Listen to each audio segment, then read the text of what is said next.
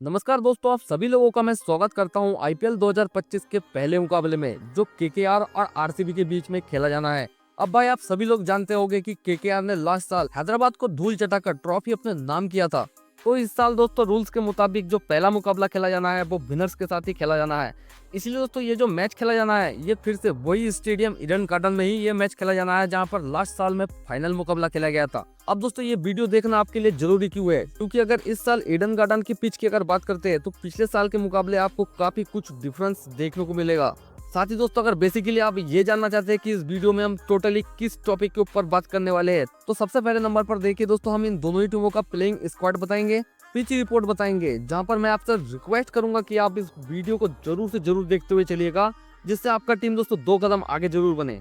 और तीसरे नंबर पर प्लेइंग 11 भी बताऊंगा, जहां पर ये जो पहला मैच है इस मैच में आपको मोस्टली ट्रम्प प्लेयर, अगर आपको ग्रैंड लीग जितवा सकते हैं तो ट्रम्प प्लेयर ही जितवा सकते हैं। भाई वीडियो काफी कमाल की रहेगी, जहां पर तीनों फॉर्मेट में हम आपको स्टेप बाय स्टेप सब कुछ बताते हुए चलेंगे। बस वीडियो में आपका काम क्या है, बस वीडियो को आपको सबसे पहले नंबर पर लाइक, और वीडियो अगर आपको इन्फॉर्मेशन लगा हो तो चैनल को जरूर से जरूर सब्सक्राइब करें।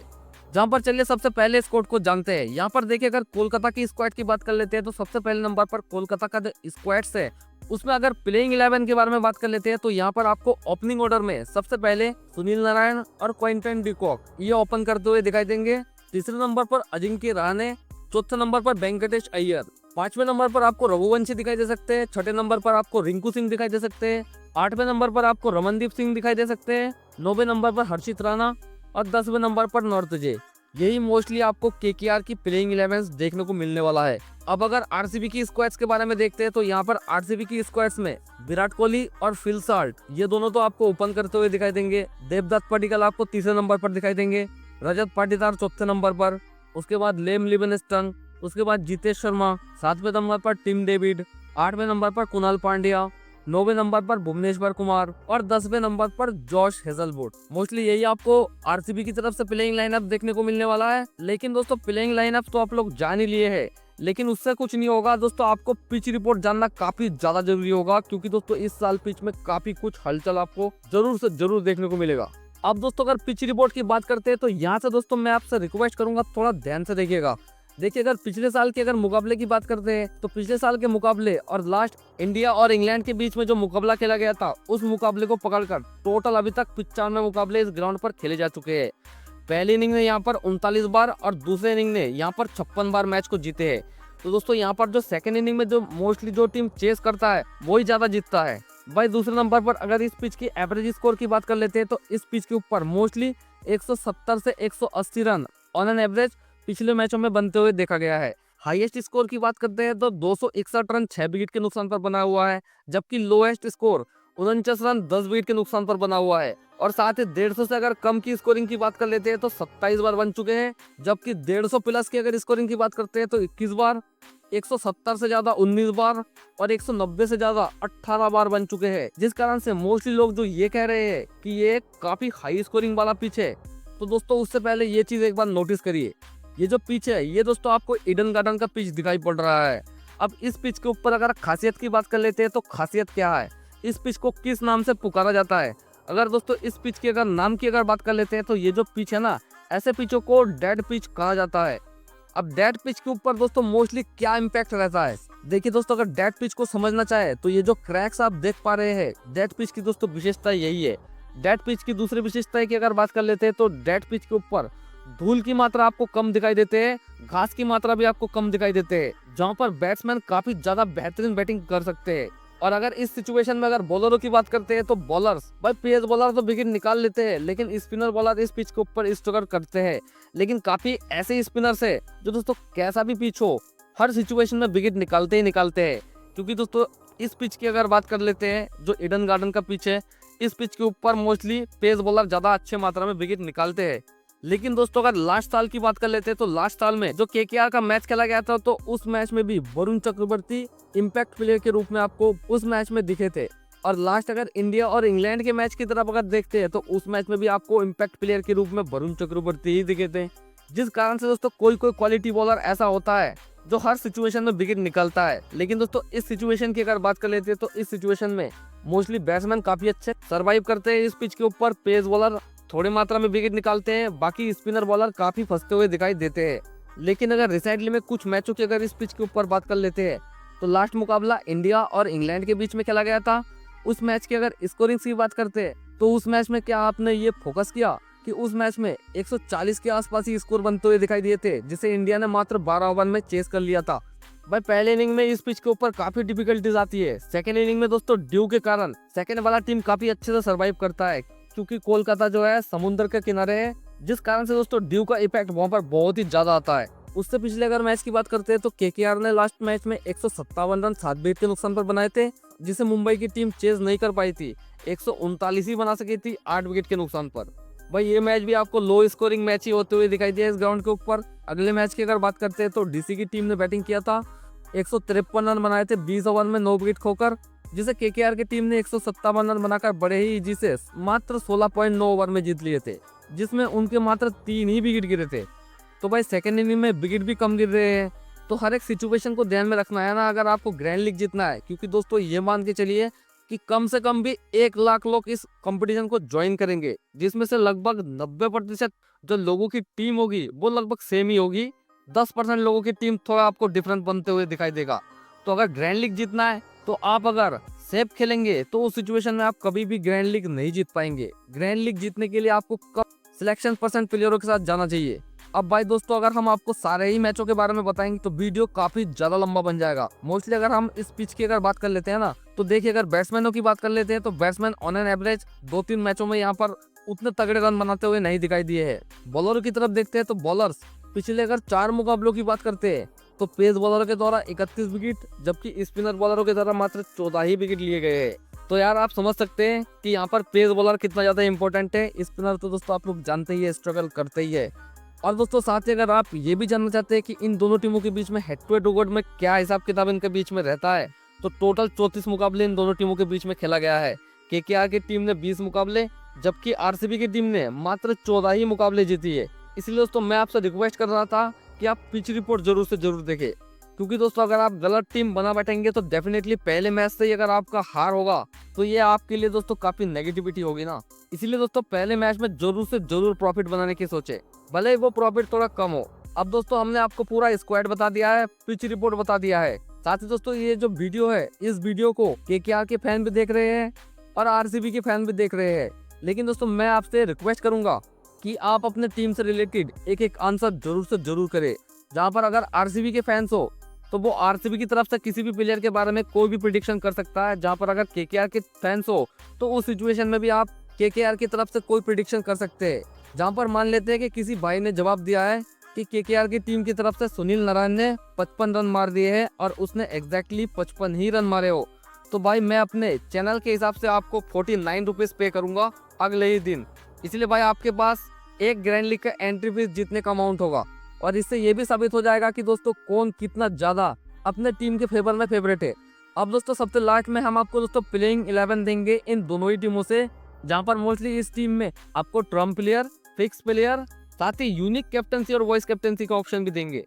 अब ये दोस्तों आप देख सकते हैं कि दोनों ही टीमों के स्क्वाड से इन टीमों में से हमें दोस्तों बेस्ट 11 प्लेयर छांटने हैं, जिनके सिलेक्शन परसेंट काफी ज्यादा कम हो और जिनके ड्रीम टीम में आने की काफी ज्यादा चांसेस हो। जहां पर दोस्तों अगर मेरे एक्सपीरियंस की बात कर लेते हैं, तो ये दोनों जो स्क्वाड्स है, इन दोनों स्क्वाड्स को देखने के बाद मुझे ये लगता है कि केकेआर की टीम दोस्तों आरसीबी की टीम से इस मैच में ज्यादा मजबूती से खड़ा होते हुए दिखाई देगा। तो उस सिचुएशन में हम आपको केकेआर के सिचुएशन से टीम बना कर देंगे। देखिए दोस्तों मैं आरसीबी को भी बहुत ही ज्यादा चाहता हूँ और उसका भी बहुत ही बड़ा फैन हूँ, लेकिन दोस्तों जो लॉजिक कह रहा है उसी हिसाब से तो दोस्तों हमें चलना पड़ेगा ना। क्योंकि दोस्तों यहाँ पर देखिए इनके जो मेन ऑलराउंडर्स है, जहाँ पर सबसे पहले नंबर पर लेम लिविंगस्टन आते हैं। अब भाई इस प्लेयर की बात करते हैं तो लास्ट इसने जितने भी सीरीज खेले हैं अभी तक उतने अच्छे परफॉर्मेंस किसी भी सीरीज में अभी तक नहीं दे पाए हैं। भाई आउट ऑफ फॉर्म चल रहे हैं, चाहे बल्ले से हो चाहे बॉल से हो।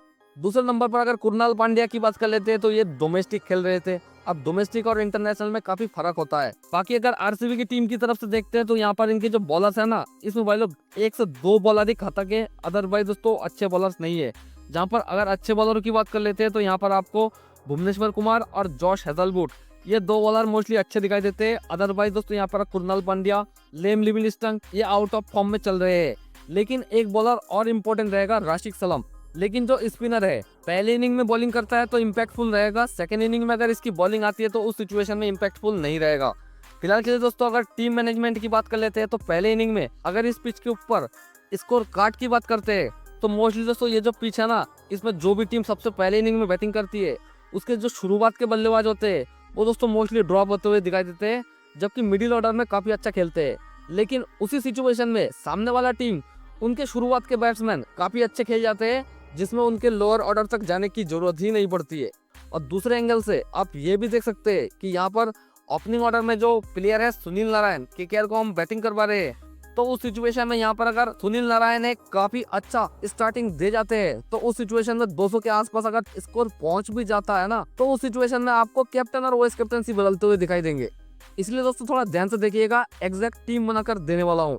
पहले दोस्तों अगर विकेट कीपर सेक्शन की बात करते हैं तो विकेट कीपर सेक्शन में यहाँ पर Philip Salt, Quinton de Kock, Jitesh Sharma, ये 3 प्लेयर दिखाई दे रहे हैं जो पहले मैच में खेल सकते हैं। लेकिन टीम सिलेक्शन की बात हुई तो यहाँ पर मैं फिलिप साल्ट को ड्रॉप करते हुए चलूंगा, आउट ऑफ फॉर्म है। क्विंटन डिकॉक को भी ड्रॉप करते हुए चलूंगा, आउट ऑफ फॉर्म है। बट जितेश शर्मा को मैं आपको खिलाने के लिए फोकस करूंगा। क्योंकि दोस्तों आरसीबी के अगर ओपनिंग ऑर्डर की तरफ देखते हैं ना, तो सेकंड इनिंग में दोस्तों यहाँ पर रजत पाटीदार के बाद उतने अच्छे बैट्समैन है ही नहीं, तो जितेश शर्मा दोस्तों उस सिचुएशन में काफी अच्छे पारी को संभाल सकते हैं। मोस्टली 6ठे नंबर पर बैटिंग करने आएंगे ये प्लेयर। सिलेक्शन पर्सन कम होने के कारण इस प्लेयर को सबसे पहले नंबर पर अपनी टीम में रखे। बैटिंग सेक्शन की तरफ आते हैं तो बैटिंग सेक्शन में विराट कोहली को अपने टीम से रखे। भाई बहुत से लोग इस प्लेयर को ड्रॉप करते हुए चलेंगे, लेकिन विराट कोहली बिल्कुल से बिल्कुल ये नहीं चाहेगा कि मैं पहले ही मैच में आपको फ्लॉप होते हुए दिखाई दूं। दूसरे नंबर पर वेंकटेश अय्यर, जिसने लास्ट साल काफी कमाल की इनिंग खेली थी और उभरता हुआ सितारा होने के कारण इस साल भी काफी अच्छे खेल सकते हैं, इसलिए वाले लोग इस प्लेयर को भी मस्ट अप पिक करे। रजत पाटीदार भी इंपॉर्टेंट पिक रहेंगे। बाकी अजिंक्य रहाणे को भी दोस्तों मैं आपको सजेस्ट करूंगा, इस प्लेयर को भी आप अपने टीम से जरूर खिलाए। भाई ये आपको डेफिनेटली ग्रैंड लीग के टीम में जरूर से जरूर दिखाई देंगे, जबकि इनकी अगर सिलेक्शन परसेंट की बात करते हैं तो मात्र 35% है। अब भाई इस तरह से जैसे मैंने आपको टीम सिलेक्ट करके दिया था, अगर आप इस तरह से टीम सिलेक्ट करते हो तो डेफिनेटली काफी अच्छा कर ही जाओगे। क्योंकि दोस्तों लास्ट कुछ मैचों में हमने आपको इस प्रकार से टीम सिलेक्ट करके काफी अच्छी परफॉर्मेंस हमारी टीम के द्वारा हमने करवा के दिखाया है, जहाँ पर एक मैच में तो हमने पूरे 10 के 10 प्लेयर आपको ड्रीम टीम में दिखा दिए थे। बस एक प्लेयर अगर आपने अपने हिसाब से रखा होगा तो डेफिनेटली उस मैच में आपने ग्रैंड लीग में काफी अच्छे पोजीशन रैंक किया होगा। अब भाई ऑलराउंडर सेक्शन में चले आते हैं, तो ऑलराउंडर सेक्शन में यहाँ पर हम सुनील नारायण और आंद्रे रसल इन दोनों को ही रखेंगे। बाकी अगर आरसीबी की टीम की तरफ से देखते हैं तो यहाँ पर लेम लिविंगस्टन और कुणाल पांड्या, इन दोनों में से दोनों प्लेयरों के साथ हम जाएंगे। लेकिन दोस्तों जो लोग ग्रैंड लीग खेलते हैं, मुझे मालूम है एक टीम से तो वो डेफिनेटली नहीं खेलते होंगे, इसलिए दोस्तों अगर आपको डिफरेंट टाइप में इन प्लेयरों के साथ अगर टीम चाहिए तो आप हमारे टेलीग्राम चैनल के साथ जुड़ सकते हैं, जहां पर टॉस के बाद मैं आपको सारी चीजों का अपडेट वहीं पर ही प्रोवाइड करता हूं। और भाई लोग 6 से 7 टीम भी प्रोवाइड करता हूं, जहां पर मेरे ही एक सब्सक्राइबर ने भाई लास्ट मैच में 3000 रुपए जीते थे और लास्ट वीडियो में जाकर कमेंट भी किए थे कि भाई मैंने आपके टीम से 3000 रुपए कमाए हैं। भाई लास्ट वीडियो में जाकर आप देख सकते हैं, उस वीडियो में उस भाई ने कमेंट किया होगा। और वो भाई अगर इस वीडियो को भी देख रहा है तो यार अपना नाम और आप कहाँ से बिलोंग करते हो जरूर से जरूर कमेंट करें। भाई ऑलराउंडर सेक्शन से यहाँ से हम और किसी के साथ तो नहीं जा रहे हैं। आरसीबी की तरफ से जितेश शर्मा यहाँ पर 6ठे नंबर पर बैटिंग करने आएगा, इसलिए दोस्तों यहाँ से हम इन दोनों प्लेयरों के साथ नहीं जा रहे हैं। अब बॉलिंग सेक्शन में चले आते हैं, तो बॉलिंग सेक्शन में वरुण चक्रवर्ती सबसे पहले नंबर पर हमारे साथ रहेंगे, जोश हेजलवुड हमारे साथ रहेंगे, भुवनेश्वर कुमार हमारे साथ रहेंगे। बाकी यहाँ से हम केकेआर की टीम की तरफ से एक प्लेयर ज्यादा रखेंगे जो हर्षित राणा है, जिसको दोस्तों बहुत से लोग दोस्तों ड्रॉप करते हुए चल रहे हैं। लेकिन दोस्तों आपको तो मालूम ही होगा अभी जितने भी इंटरनेशनल मैचेस हुए हैं, हर्षित राणा का फॉर्म कितना अच्छा आपको देखने को मिला है। साथ ही दोस्तों ये प्लेयर आपको 140 प्लस का बॉलर दिखाई देता है, इसलिए दोस्तों डेफिनेटली इस प्लेयर को अपने टीम से जरूर से रखे। क्योंकि दोस्तों इस पिच की अगर डायमेंसिटी की बात कर लेते हैं तो लॉन्ग ऑन और लॉन्ग ऑफ, उसमें दोस्तों काफी बड़ा पिच है, कैच होने का काफी ज्यादा चांसेस हो सकता है। अब मोस्टली दोस्तों ये जो टीम है ये काफी बेहतरीन टीम बनकर तैयार हुआ है और काफी यूनिक ट्रम्प प्लेयरों के साथ। लेकिन अगर कैप्टनसी और वाइस कैप्टनसी की तरफ देखते हैं तो इस सिचुएशन में आप कैप्टन और वाइस कैप्टनसी किसे बना सकते हैं। देखिए भाई कैप्टनसी और वाइस कैप्टनसी बनाने के लिए आपको अपने दिमाग में खुद से खुद जोर लगाना पड़ेगा। क्योंकि दोस्तों आप जैसा सोचोगे उस हिसाब से ही तो कैप्टनसी और वाइस कैप्टनसी बनाएंगे। अब दोस्तों हम क्या मान रहे हैं, हम ये मान रहे हैं कि कोलकाता लगभग मान लो 200 का स्कोर बनाती है।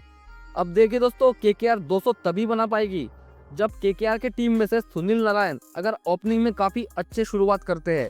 अब दोस्तों देखिए अगर सुनील नारायण काफी अच्छे शुरुआत करते हैं और मान लेते हैं कि वो भाई लोग 50 रन के आसपास या 60 रन के आसपास बना देते हैं, और साथ में 2 विकेट भी ले लेते तो उस सिचुएशन में वो कैप्टन हुए कि नहीं।